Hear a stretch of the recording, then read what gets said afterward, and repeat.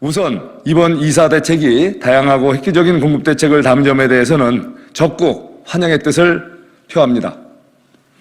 하지만 그동안 우리 국민의힘과 부동산 특위에서도 계속 공급 대책을 강조해왔지만 이번에 발표된 것은 다소 좀 늦은 감도 없지 않아 있습니다. 예, 그동안에 정부는 투기 억제에 집중을 하면서 공급 확대는 말뿐이었지 제대로 된 대책이 나온 게 없었다고 생각이 됩니다. 이번 이사 대책 공급에 초점을 잘 맞췄습니다. 하지만 공공주도를 강조하다 보니 많은 문제점을 내포하고 있고 또 혼란에 빠진 임대차 시장에 대한 안정대책은 또 포함되지 않은 점은 아쉬운 부분이라고 생각합니다. 그간 문재인 정부에서 부동산 대책 발표 때마다 부동산 시장은 혼란에 빠졌습니다. 집값과 전월세 가격은 천정부지로 치솟아서 대도시, 대다수 서민들이 주거 안정을 심각하게 위협받고 있는 것이 엄중한 현실입니다. 이에 국민의힘 부동산 시장 정상화 특위는 오늘 제19차 특위를 통해서 우리 의원님들과 다양한 논의를 거쳐서 오늘 우리 이사 대책의 문제점을 지적하고자 합니다. 먼저 이사 대책이 과연 실현 가능성이 있는가에 대한 의문입니다. 이번 대책의 공급 물량은 실질 공급 가능 수치가 아닌 예측치에 불과합니다. 또한 부지 확보 시기와 후보지, 재정비로 인한 소멸 물량 등에 대해서는 감춘 채 그야말로 공급 물량 부풀리기를 한 건 아닌지 의문이 듭니다. 공급 물량도 민간 사업 참여율과 공공주도 사업의 참여율을 동일시하는 심각한 오류를 바탕으로 산출된 물량입니다. 또한 90% 이상의 주택이 민간에서 공급되고 있는 현실을 외면하고 있습니다.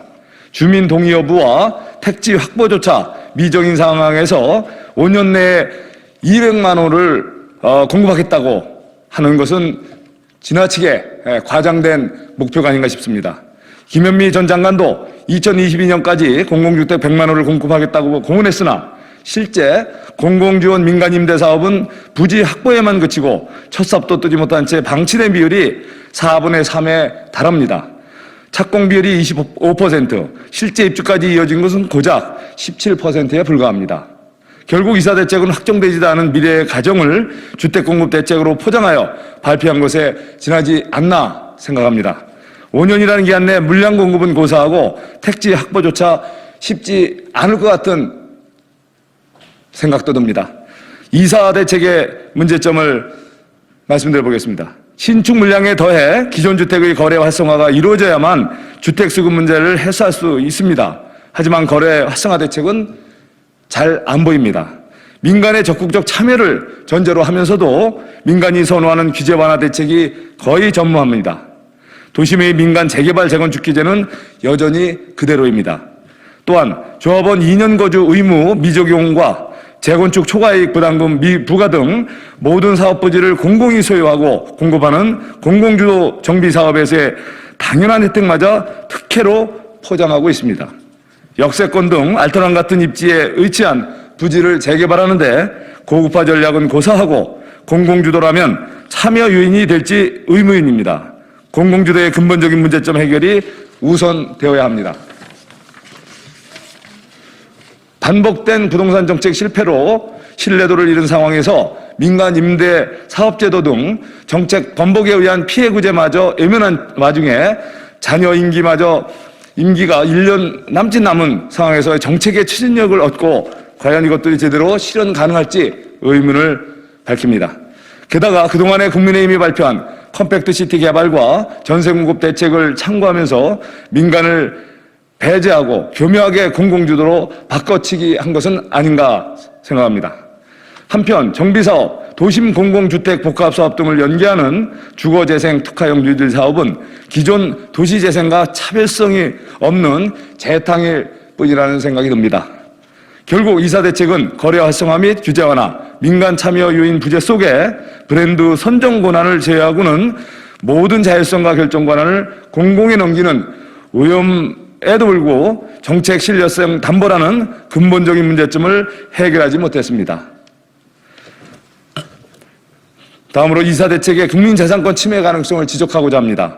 정비사업 대상자가 미선정된 상태임에도 대책 발표 후 취득한 경우 우선 공급권에서 배제하는 것은 재산권을 침해하는 소급 입법이 될 수 있습니다.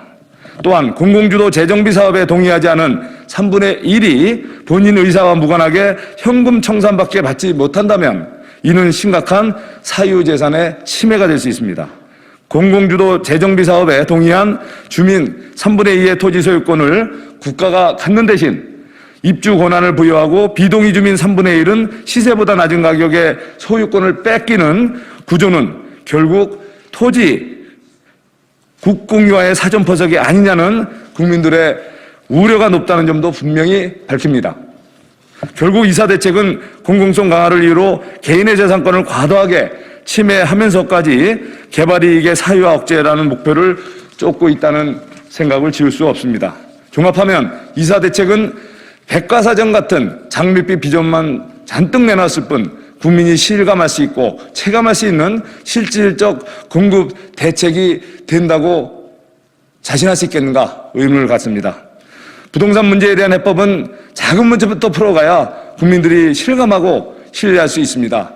그런 의미에서 작은 것부터 확실하게 실천에 옮기는 소확행 정책이 펼쳐져야 합니다. 집값 폭등의 주범인 세금 폭탄, 규제 폭탄에 대한 명쾌한 해법이 필요합니다. 제시되어야 합니다. 이제는 바뀌어야 합니다. 국민의힘 부동산 특위가 제안합니다. 공공주도의 공급 대책만으로는 결코 성공할 수 없습니다. 공공과 민간이 상생, 협력하고 수요와 공급의 그 시장 원리를 제대로 존중하고 살려야 합니다.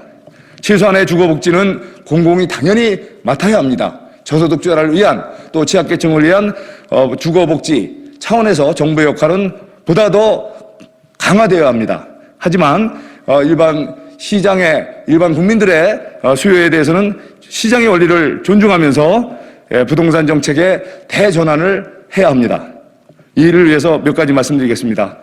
첫째, 공공이 모든 공급권과 또 거래감시권을 독점하고자 하는 욕심을 버리시기 바랍니다. 둘째, 민간의 주택 공급과 주택 거래를 옥죄는 규제는 즉각 개선해 주십시오.